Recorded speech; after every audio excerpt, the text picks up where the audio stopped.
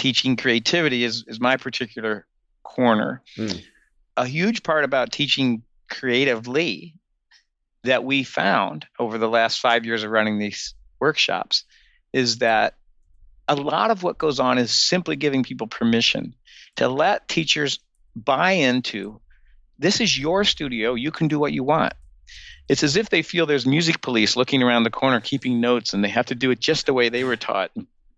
You can teach it any way you like. And the more you teach the way you like, the more you have a sort of a brand.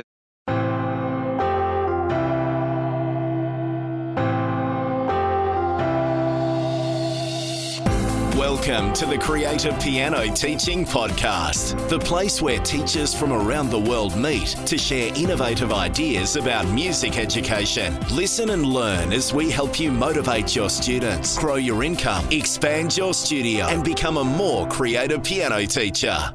Welcome back to another edition of the Creative Piano Teaching Podcast, and thanks so much for listening wherever you are in the world and whatever you're doing at the moment. I really appreciate that you're spending your time with me. My name is Tim Topham, and I'm the teacher behind the Creative Piano Teaching Podcast, the blog at timtopham.com, and the Inner Circle Piano Teaching Community. And this is the podcast to listen to if you're interested in teaching in a more contemporary and creative way. Each week, we explore fresh ideas for your teaching and business, interview the most interesting and innovative music educators from around the world, and give you a regular dose of creative inspiration for your studio.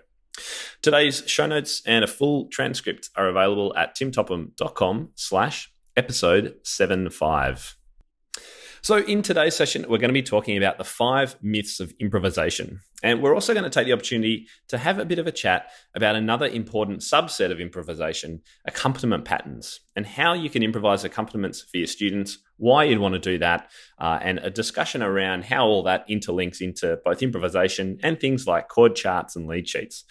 And I've invited a very special guest to join us today. He is one hell of a cool cat at the keyboard and one of the best improvisers and teachers that I've met. He's a composer, creative pianist, multi-instrumentalist, recording artist, author, and educator specializing in improvisation. And if you've ever heard of the tobarine, well, he's the inventor of that too. He's also a country boy at heart. He loves his cows, riding horses along the beach at sunset, and drinking coffee through a straw. I'm proudly working alongside him and another fantastically creative teacher, Lee Levis, at the 88 Creative Keys workshops in Denver in July. We'll hear more about that in a moment, but please welcome the one and only Bradley Sowash. How are you going, Bradley? Happy to be here, Tim. Great to have introduction. You. Great to have you on the show. And look, the last time you were on was episode 5. You were one of those pioneering teachers who put up their hand when I said, guys, I'm starting a podcast. Are you up for being one of my guests? And having no idea what you're in for, you and Leela both gladly put your hand up and said yes. And I think back then we talked about improvisation and getting started with creativity. But I was interested to know, what's been the biggest change in your teaching since you were on that episode, which is now 18 months or more ago? Well, I no longer teach any students on a regular basis one-to-one. I've switched to in-person group lessons. I'm teaching 4 at a time. But more importantly, and I think I may be the pioneer in this, I'm teaching online group pop jazz improvisation lessons. So it's a group lesson online, and I have about 3 adult amateur pianists and right now about 17 or so piano teachers, actually. And we're all studying piano pop jazz styles, but through a platform that allows me to see them and play and we interact. And it's just delightful. It's my favorite part of the week. It's great. And it's been, I remember you talking about moving across to this new way of teaching for a whole lot of different reasons. But have you found it to be a successful way for people to learn, as well as you to be able to scale your teaching? Yes. It's the interesting about the scaling of teaching. It is if you want to look at just from the financial end, it makes for a pretty high pay rate for that 1 hour. Except it involves a lot more planning than the usual sort of roll in and teach the individual. The students really appreciate I do extensive lesson plans, extensive assignments. There's tons of handouts, and we all interact together on a Facebook private group where I encourage them highly, and they follow through on posting videos of their progress. So throughout the week, I'm also providing commentary and critiques on their playing and their progress. And the neat thing is, so do the peers. So there's this whole nice group energy going on. It's really, in many ways, almost more satisfactory than an in-person lesson with cameras all over. You can see the overhead of my fingers and my face, and I can see them and make them bigger and smaller as they play. The only thing I regret is that that's a huge part of my normal teaching, that where I accompany the student, either with small hand percussion or on the piano. And because the internet's lag, I can't do that. And that's a shame, because it's so important in an in-person lesson to transfer the musicality directly without so much teacher talk. So I'm very big on accompaniment, but so far the technology is not there for that to happen. Okay, so before we get into it, we probably better define improvisation, because we're going to be using it today, and I know there's some different ways to look at it. What's improvisation to you in the context of what we're talking about today? Well, Tim, that's not a question I can answer shortly. I tend to think about that about half my day most days. So let me get at it from a couple of angles. Of course, improvisation can be so many things. It can be, I don't know if you can hear the piano, it can be free playing on, here's a G chord. So I'm just playing some chords. That's one form of improvisation. Another is tiny little ornaments and embellishments that you add to a tune, not unlike what Baroque musicians were doing by putting little unwritten trills and things in, little changes to the melody. It is, but in the context that I teach it in, I teach it through a jazz lens. And so I'm going to define, instead of improvisation, I'm going to define jazz. So it's a very big word to try to define. Good luck. It's a huge bunch of styles. It almost is like saying classical, which of course encompasses a huge bunch of styles, from 12th century Gregorian chant to, yesterday's minimalism. So, but that's where you get into trouble when you think about it as a style. For me, jazz is not a style of music, and improvisation is not a style of music. They are approaches to making music. There's a big difference there, because it's a way of music making. And here's what my definition of jazz is. I'll read it here. I've got it. Jazz is an approach to making music, not a style, that involves reading and improvising over specific rhythmic feels within a given harmonic context. Now, that's very academic, but let me break it down. Jazz involves reading and improvising. So that might already raise some eyebrows. There's this weird myth out there that jazz players and improvisers do everything by ear. I don't know of any professional improvising musicians who aren't excellent readers. So it's reading and improvising over a specific rhythmic feel. And all that means is, are we talking about, a swing feel? Are we talking about, somebody was talking about a tango the other day on a blues podcast I heard. I don't know what that was. So these are rhythmic contexts, jazz waltz. They're stock feelings. They're things a drummer and a rhythm section relates to. So those are givens. The rhythmic feel is given, and the last given is the harmonic context, which is to say the chords are already there. So most of the time, improvisers have a lot that's already a nice foundation that they're bringing a little bit of personality and personalization to. And it's not so wide open as just play whatever you want. And that makes it a lot less scary. So I define it as an approach to making music. Yeah, and let's face it, jazz musos, while they're learning the standards and the main tunes, they'll be using some kind of lead sheets generally. Eventually, they'll memorize a lot of it, I would imagine. But to get started, they have to be able to read, even if it is more of a lead sheet approach than a two-handed ballad that's all written out. Right. Let me say one more thing about this, because I'm a jazz guy. I'm gonna definitely pop some bubbles here with this. But last night we saw La La Land, which is about a jazz pianist, and I related a lot to some of his misery he felt by not being able to play the music he loves. But I was not drawn to jazz, even though I've been a professional jazz musician for more than 30 years. I was not drawn to it by its sound or its history. That all came later. The thing that brought me to that music was it was the only place I could find a home for creativity. And after a while, I adapted it and learned it and studied the greats and all that. But it was just, I was desperate as a student to try to find a way to do my own thing. And rock and roll wasn't cutting it for me, playing block chords on an organ in bowling alleys. I did that for a while. It wasn't interesting. So as a guy with chops and deep musical interest, it was just the freest style I could find. And then over time, I adopted it. So I'm happy to improvise in any style that I can today. It's the improvisation, not the style, that grabs me. Yeah, brilliant. All right. Well, that opened up a whole lot of can of worms I wasn't expecting, but that's good. That's good. It just shows that it is hard to closely define sometimes what we mean in piano teaching. Even the word lead sheet, I mean, even that, people might not know what that is or have a different idea about what that is. There's a number of terminology things that I think we could define better as musicians. But anyway, that's not the topic today. Well, for example, quick one, chord chart and lead sheets, sometimes people use interchangeably. Two different animals. Also, my understanding, a chord chart would be what you get from Ultimate Guitar or somewhere like that, which has got lyrics and just chords written above it, no musical notation. And a lead sheet has got a notated melody with chords above it. Is that your understanding? Correct. Yes, but to confuse the issue more, if you go to a big band rehearsal and they hand you the lead sheets, they say, "Here are your charts." So it just mixes it all up.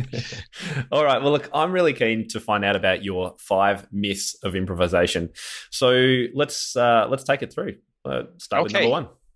All right. So number 1, let me talk about these myths, just what they are. These are things that inhibit people from exploring improvisation. Myths, by definition, are kind of things that are assumed or kind of in our bones, but when we bring them out into the open air, sometimes they maybe don't hold up as well. So I hope to expose here a couple of things that are keeping people in a fixed mindset rather than a growth mindset. People thinking, I can't do this, and because I have unconsciously taken on these myths. So here's the first one. Myth number 1 is that you have to be born with a good ear. You either got it or you ain't. Okay, so there is, in my experience as 30 plus years of improvisation, there is a bell curve of musicianship talent on the ear scale, and that bell curve has maybe a 1 or 2% who are extremely gifted by playing with their ear and relying heavily on that, which means often absolute pitch, but not just that, but incredible memory to be able to copy the licks they hear, and that is somebody like Louis Armstrong is an extremely rare skill. On the other end is the 2% who are absolutely tin ears who can't count, and I do believe there are just certain very, very small percentage of people who can't seem to access their musicality. So outside of that, there's all the rest of us in this massive bell curve who can beat that myth down by study and practice. So the myth buster is that just like traditional music skills, playing by ear, personalizing melodies, and improvising, those skills are developed through study and practice. Hello, when you're good at something, it's because you worked at it.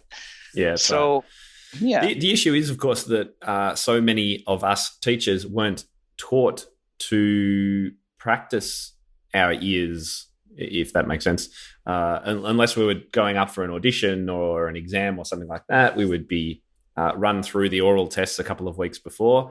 But the rest of the time, we didn't often do that. And there wasn't that suggestion from our teachers to, go and see if you can pick this tune out by ear. So I have a feeling that's what has caused one of these myths, is people that just not being aware of it and experiencing it as a child. And let me just say that improvising and playing by ear are different skills. I consider myself a very comfortable improviser and just an average play by ear guy. I go often to fiddle jam sessions. I love to play fiddle and mandolin. And I sit in a room with people who play these instruments entirely by ear, who cannot read a note. And it's astonishing. They say, let's learn a new tune today. They slow it down and play it 2-3 times on the recording with everybody's eyes closed. And the leader says, okay, you got it? Let's play. And I've managed to get the downbeats on most measures. And then they're saying, well, you're the jazz guy. You're great at this. And not so much, actually. Picking out a tune by ear is absolutely something that is separate. And it's absolutely something that gets better by doing it, which is one of the reasons I'd go to these jam sessions. So, yeah. You want to hear the next myth? Yeah. Let's do it. Okay. And myth number 2 is that improvisation is too difficult, or it's too difficult for my students. So this myth arrives from comparing ourselves to the masters. Maybe your favorite pianist is Oscar Peterson, a brilliant virtuoso, regardless of style, just a technical monster. And you hear that and think, that's so difficult, or I just don't have those chops.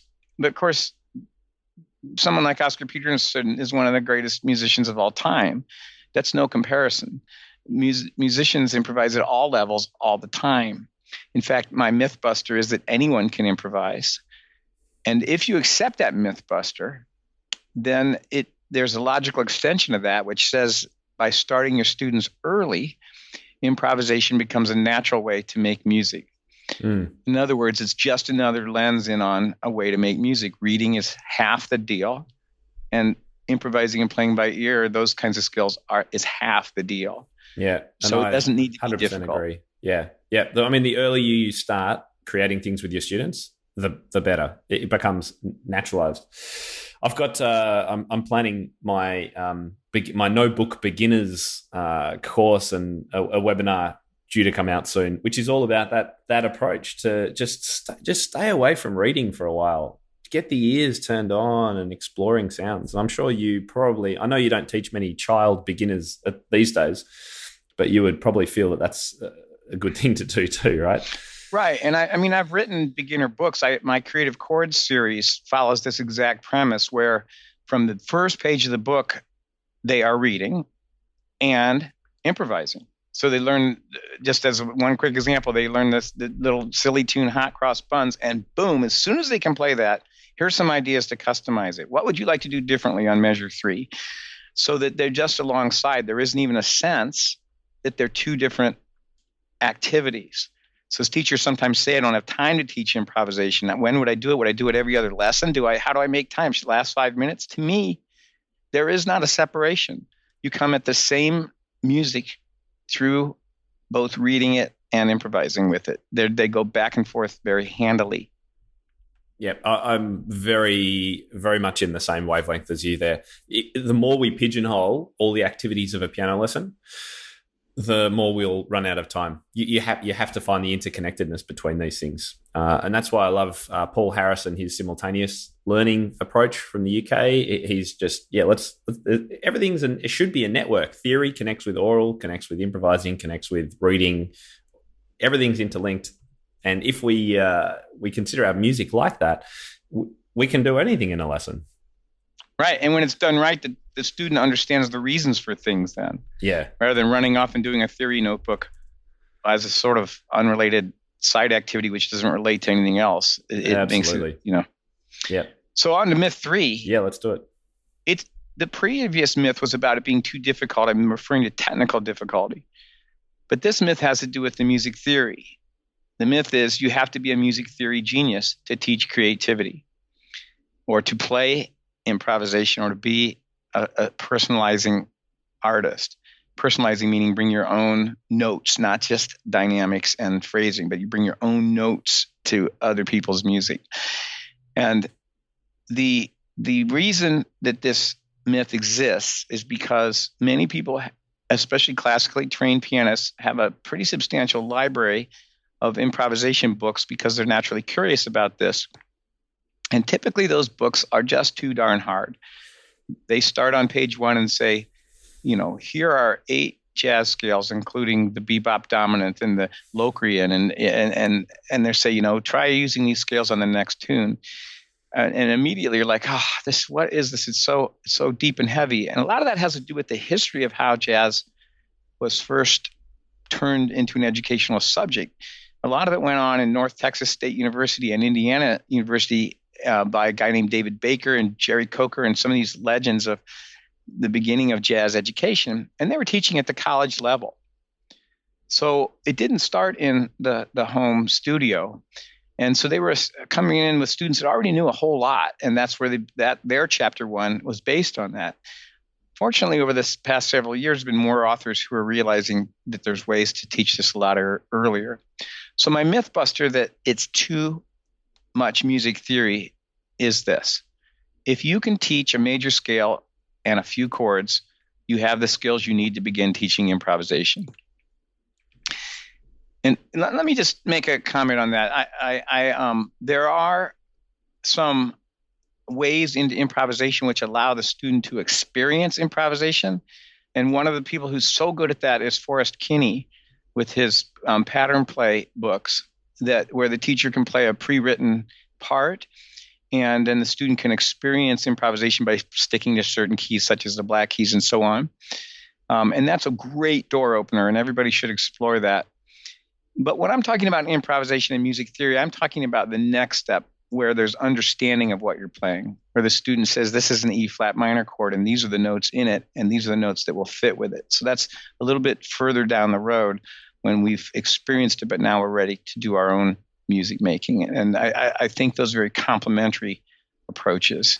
Yeah, it's great when students start making that connection between the theory of chord progressions, chords, and scales. When they start making that move, they really take big leaps in their playing, I feel, and improvising. But as you say, to start with what works, and the pattern play series is great for that. It's going to ask something else. I can't remember what it was at the moment, but it'll come back to me. Well, I can plow ahead to myth number 4 if you like. Let's do it. Okay, myth number 4. And this is kind of hard to explain, but here it is. Like reading music, the myth is that improvisers always know exactly what they will be playing next. In other words, if you're classically trained, you like the feeling of feeling prepared. You're used to knowing where your pitfalls are, have ironed them out. You know what's going to happen. You've even practiced your page turns. There's a lot of givens, and when you encounter improvisation, then it feels like a vacuum. There's no preparedness. And whereas improvisers relish the lack of preparedness, in the sense they relish being in the moment, not knowing what's going to come next is part of the thrill of it. So when a classical musician begins to improvise, it feels like they're walking on jello, because they don't know what's happening and what's coming next. They don't know what they're going to play next, and that's disconcerting. They think, gee, a real improviser must know exactly what they're going to play. But that's not right. The actual myth is that even for skilled improvisers, it can still feel like stumbling around in the dark. So when I play my concerts and I'm looking up passionately with my eyes closed in an apparent moment of ecstasy, I may just as well be praying for an idea. So yeah, I think on a great night, if I'm playing at the top of my game, about 75% of my notes are what I'd hope to play, what I'm trying to hear and get out. And the other 25% are relying on knowledge and guesswork and hopes and dreams to just hopefully that it comes out musically. Hearing that come from someone who I've heard perform and been blown away by is really heartening, I think, for us who are just starting our improvisation journeys, to hear you say that 75% is kind of what you wanted, and that's when you're on the top of your game. So I imagine there's plenty that you might be a 50-50. To know that someone like you feels that way, I think is really, really, really good for us. Good. Another piece of that is thank you. Another piece of that is that sometimes skilled improvisers get just run on playing. I know what notes will work. So when I'm not at the top of my game, I am just wandering around. And one of the things that I'm constantly saying to myself when I'm improvising, especially in front of listeners, is, Bradley, are you meaning what you play?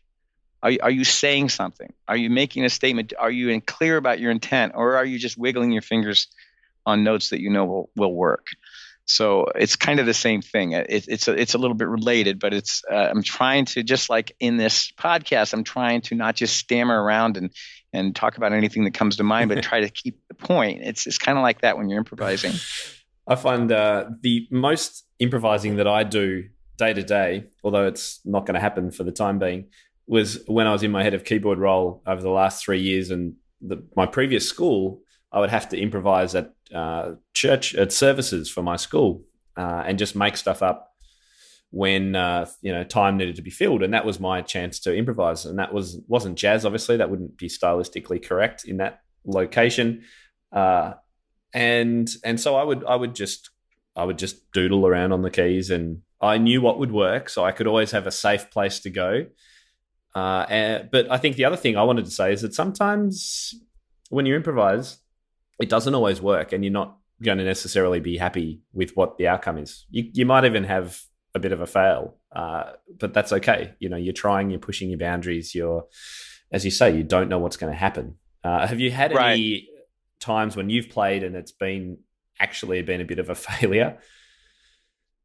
Yeah, sure. Yeah, or just flat. Yeah. But this is where knowing your theory, and by that I don't mean the deep theory, but just knowing, look, I'm in G major, and most of these chords in this song are in G major, so I can sit down here and use the pentatonic scale and survive. That's where you can get through a lack of inspiration by knowing what will at least work. Yeah.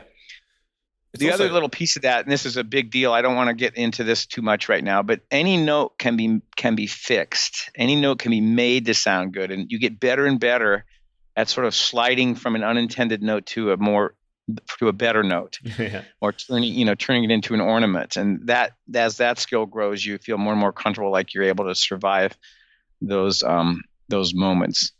I think it's great too if a student has the skill to work their way around the chords in a key, then it is so much better if they have memory slips and they're playing something on a concert stage. And it's happened to me many times. I'm not the best memorizer, but if my memory fails, I can keep making sounds that are in the right key while I go, oh, what have I got to do? And then I'm back into it. Okay, so I was playing the Bach 3-part fugue. Is it 3-part? The one that goes. That's the prelude, C and minor. then C minor. I was doing that in a jury in music school. This was a sort of, this will be in the movie. So I had one of those memory slips, and in the middle of a fugue, playing it without music. And it, for those of you who haven't been to music school, a jury is where you have your back to 4 superior pianists who are your professors, all with notebooks with pencils. And every time you have the little slip, you hear the pencils scratching away. It's the most, how awful. Yeah, it's awful. Exactly. Oh. So I got lost. So I decided to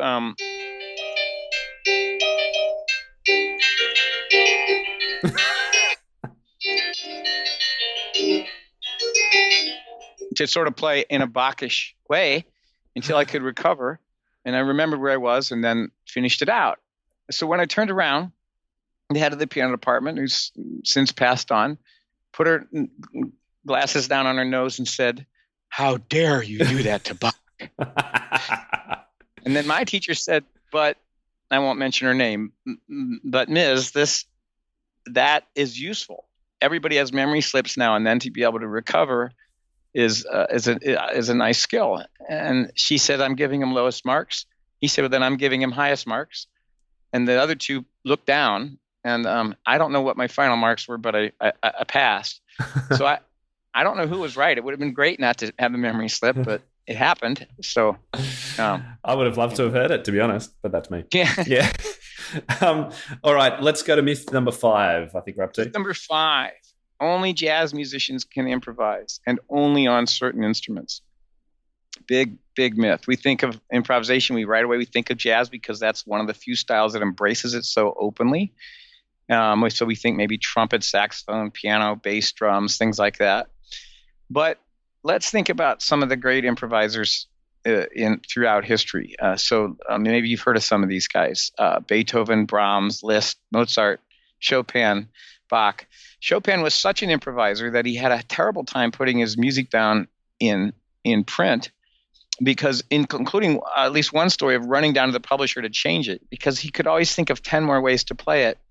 This is evident in his the flourishes you see in his writing, where they have 14 notes in one beat, and then 12 on the next one. And he was constantly messing with it, and it was not comfortable for him to freeze it into ink because there were so many other ways to play it.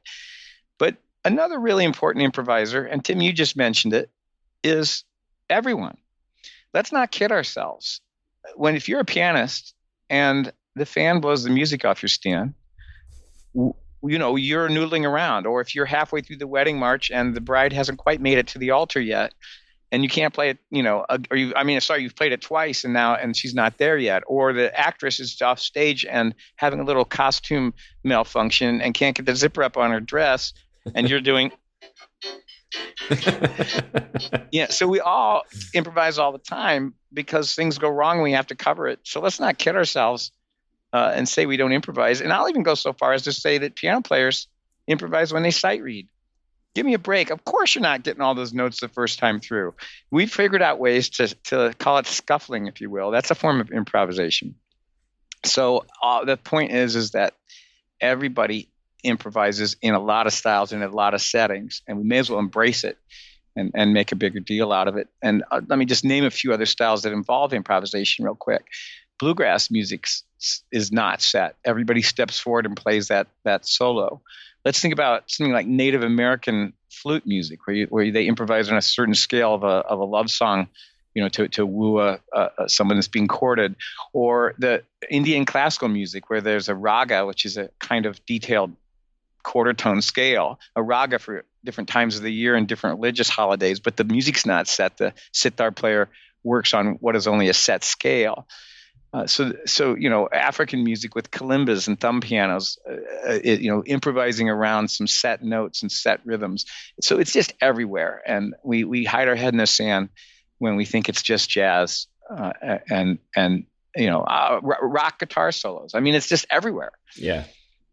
And while teachers may not think they do it very often, I think sight reading, it's great that you brought that up because, my sight reading is more improvising than just about anything. But it's the only way I've been able to get through. A massive part of my job over the last 6 years as a teacher at a college has been accompanying other instruments. And you don't have time to practice all that stuff. You've got to be a good sight reader. And to be a good sight reader, you look at the chord structure, you kind of fluff your way through it.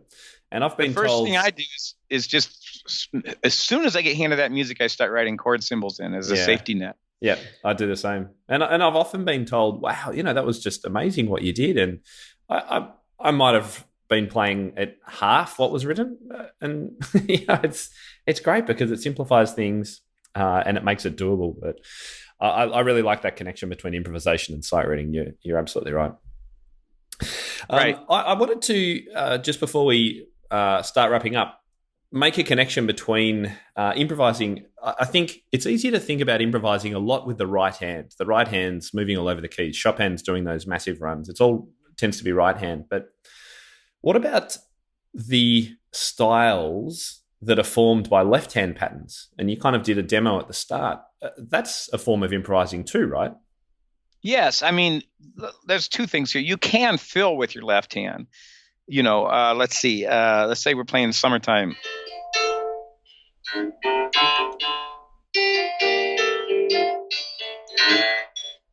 Which I know is not what you're talking about, but sometimes I try to think that if my left hand were a bassist and my right hand was a trumpet player, I want to make sure they both get to have some fun. Yeah. But that's what you're talking about is stock patterns. And this is a thing I love to teach and I'm big on, because if somebody says, I don't know, let's say I play Mary Had a Little Lamb here.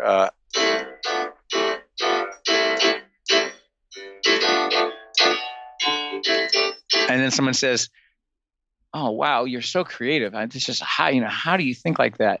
Well, 100% of what I just played, 100% of it was stock pattern stuff. And so knowing patterns makes it possible to accompany your students. It makes it possible to dress up a lead sheet or a little song. I'm not sure how you want me to get into this. I can show all kinds of patterns. What's the just play the pattern without the melody that you just did then?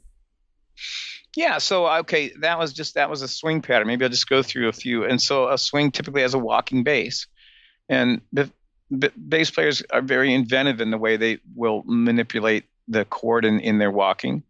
But as a piano player, we can simplify all that and bring it down to a simple pattern. So a real go-to pattern among about 5 or 6 that'll get you through 99% of the places you need to walk. A go-to pattern that almost always works is root, second, third, fifth. So on a C chord, C, D, E, G. Let's say I'm playing, so Merry Little Lamb is a C chord without any dressing up the right hand, just.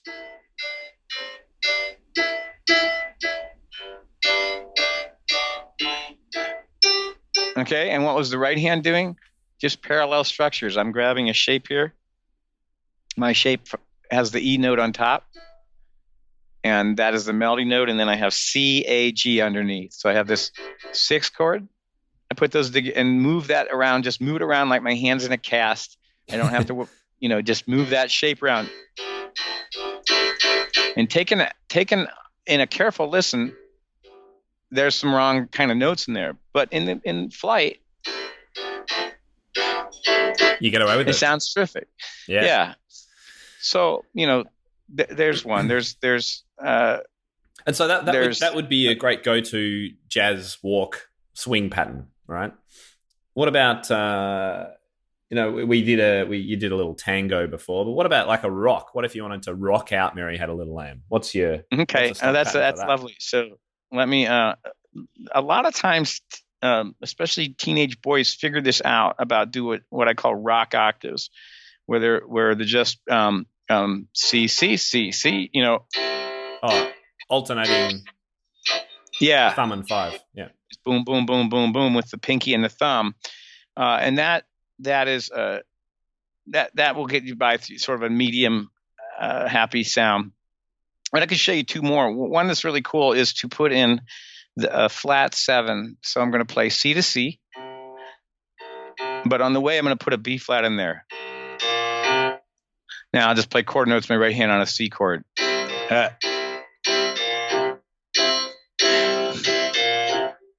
And do that on an F.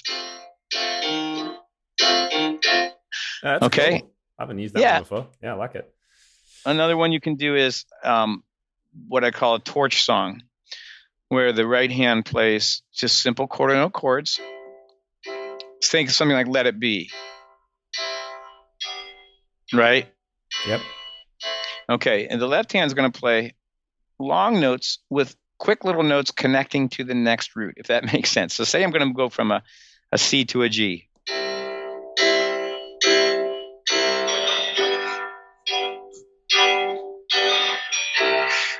Here's an F. Yeah. So it's just kind of a moving bass there. Yeah. Yeah, and that provides a nice background underneath the student playing a melody or whatever. So look, we could. This is a massive kind of area that we could touch on, and we don't have time today, and that's not really the topic. But I wanted to just mention it because I think this is one of those fundamental ways that teachers can get more creative with their students is to explore these left-hand patterns and the effect that they have on the sound that a student is creating at the keyboard. Right. Now, let me just say, I have some like style glossaries and things that I pass out at my workshops and list some of these. And sometimes people treat them like they're a silver plate of gold or something. Here you need to find stock patterns, and you say, what are these stock patterns? Oh, I need to know what they are. You're playing them all the time. If you're playing non-classical music and you, instead of just play it, if one looks at it with a thief's mind and says, what is going on in here? What is, whoever it is, Dan Coates or some arranger, Philip Kevernan, there's so many good arrangers out there of movie tunes and pop songs and things. When you get those piano folios, if you just go beyond just playing it and say, what's happening here? What can I borrow on my own? What is this pattern? Why do I like that? That's what I've spent a lifetime doing, both by listening to recordings and looking at music and think, oh, I like that. I'm going to use that. You don't have to make them all up. I mean, oh, what's that boogie pattern? Look in any boogie. There it is. Yeah. So I think you have to look look at a piece of music as a grocery store where you can bring home some goodies and use them in your other pieces. My plan in the next couple of weeks around this podcast is to create a bit of a stock pattern sheet like you've done, because I think while you can grab them out of music, it's also good to have a bit of a quick reference. And I like teaching my students. I mean, one of the first patterns that every student should know is an Alberti bass. that they can use, because that's going to come up and instantly you've got something that sounds classical. Exactly. And then you've got the pop root 5 octave, the standard thing that Dan Coates would do with every ballad and film piece. Yeah. Mm-hmm. So I think that there's definitely ways we can approach this with students. And I guess that kind of leads into how you can use lead sheets as well. So where you've got just the melody, chords above it, while you could play a triad in the left hand, it'll sound much more interesting if you give it a style with one of these stock patterns. So I think that's going to have to be the subject of a future discussion, though, Bradley. We're running out of time. I'll look forward to that. There's always more to chat about with creativity. It's great. Well, it's so great to chat with you about this. I do enjoy it. So let's have a quick chat about 88 Creative Keys, because I am really excited that you guys have invited me to join you as one of your faculty for the workshops in Denver, Colorado. So we only get the best, Tim. Yeah, that's right. Firstly, we've got a kind of title for it called Trending is our title. Why is it called that this year? So my business partner, Leela Viss, or teaching partner as well, and good friend, is a co-founder of this workshop. And she often has the broad stroke of how things should go. She's great at sensing what piano teachers are hungry for. And this year we are doing just piano teachers. In the past, we've had adult students as well, who I suppose are welcome, but we're really focusing on pedagogy. And so she noticed that because she goes to so many conferences and blogs and reads magazines for our trade and all, that there really were some trending topics, which boiled down to creativity, the things we talked about today, that group teaching is getting hotter and hotter, which we touched on in the beginning, technology, and business skills, running your studio. And these are things that teachers seem constantly interested in. So since those are the trending topics, we put together the curriculum, and of which you're a huge part of, to just make sure that those topics are woven through what is essentially a workshop about teaching creatively and teaching creativity, which are slightly different. That's the heart of it, but these other strands are woven through each hour, rather than independent topics. Like we will now talk about technology.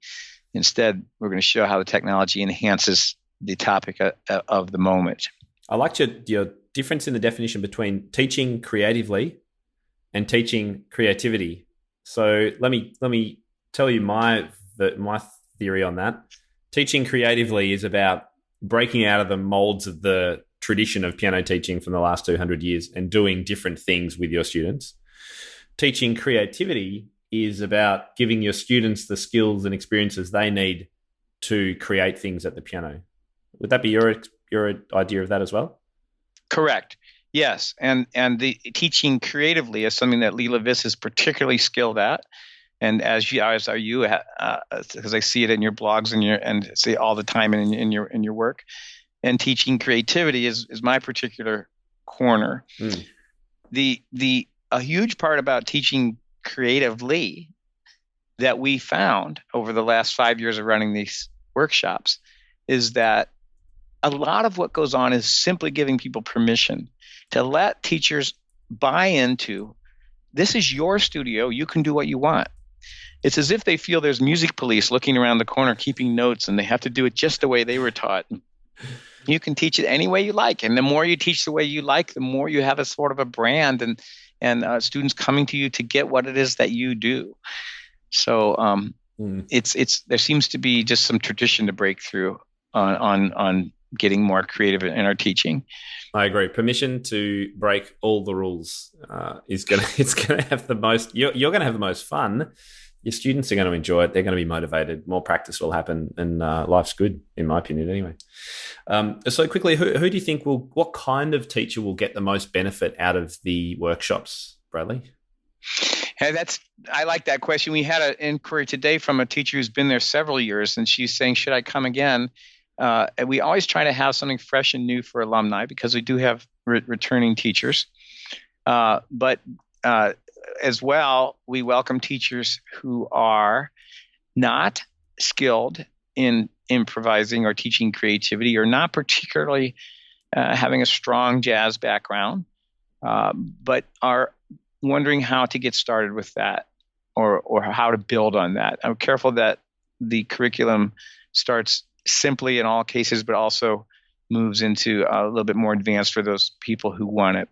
So I would say the somewhat experienced teacher who is just feeling a little dry, a little stuck, and finding a little sense that they don't want to perhaps admit to the parents or even to themselves that it's sort of a drag to drag yourself down to the seat and go through it again. There's that feeling, at least my teacher had. I could tell that when I got to page 7, she already knew that I was going to play the B flat wrong because she taught out of the same method book her whole life. And if you're kind of feeling stuck, like here we are again, how many more years can I teach for Elise? That's the teacher who I think we can just shake it up and reinvigorate. Have a big impact on, yeah. And it's not all about jazz. I think we should mention that too. We've talked a bit about jazz today. We'll be talking a whole lot on bench, off bench, pop music, chord progressions. There will be some jazz, I'm sure, different styles. I mean, the program we've been coming up with, I'm excited to be sitting in on your sessions and Leela's sessions. It's going to be so good. So to find out more teachers, head to 88creativekeys.com. And you can click on trending. There's an image right on the front page, or you can go to the workshop menu. And Bradley, I think we've got an early bird special on for a little bit. Is that right? Yeah, it's just about. We're going to have to jump on it. This would seem to be marketing blather, but I can promise you it's true. We have the first 10. Instead of going by date, we said the first 10 who sign up will receive a discount. And I believe we had our 5th today. So, okay. And we just opened it. So if you want to, there's 5 slots left for a discount, but any teacher that is in a professional trade association, such here in the States, Music Teachers National Association, if you can produce a membership card and send us a picture of that, then you qualify for an additional discount that can be combined with your early bird. So really trying to do everything we can to get teachers, to make it possible for teachers to get there. Great deal. And no complaints from anyone who have to travel 3 hours or 4 hours or even 6 hours. It's going to take me 18 hours, I think, to get there. So, and I will be completely flipped in my time zone. So it's going to be an interesting first day. I'll be on coffee, that's for sure. Well, the other cool thing is it's in Denver. And so what a lot of people do is they come and go to the workshop and then head off to the mountains and play for a few days before they go home. It's a great idea. And I think someone's coming from Australia, aren't they? Other than me, a teacher, is that right? It's a possibly. Surprise. It is, yeah. Yeah. We're gonna have at least one surprise guest teacher. And we probably should mention that the last day of the workshop is all business focused. And we have 4 experts in building successful studios and small music schools who are running that entirely. The whole day is on business. So there's 2 workshops, 3 days on teaching creatively and creativity, and then one on studio business. And they are can be attended as a package, but they can also be attended independently. Great. So of all the information there again at 88creativekeys.com. And if you want to find out more about Bradley, you can head to Sowash, SOWASH.com. So I think that's a good wrap up there. Bradley, anything we've missed or that you wanted to add before we sign off? Oh, just so much. I have a million ideas, but we'll have to wait and do it again sometime. It'll be great. I always enjoy chatting with you. And as I say, I can't wait to be face-to-face, having a glass of wine or a coffee through a straw when I'm over there in July. All right, Bradley, speak to you again really soon. Thanks again for coming on the show. Bye for now. See ya. That will conclude this evening's entertainment. Oh, thank you. Thanks for listening to the Creative Piano Teaching Podcast. We'd love to help take your teaching to the next level as a member of our supportive community. Use the coupon Piano Podcast for $100 off an annual membership of Tim's Inner Circle today. To find out more, head to timtopham.com/community.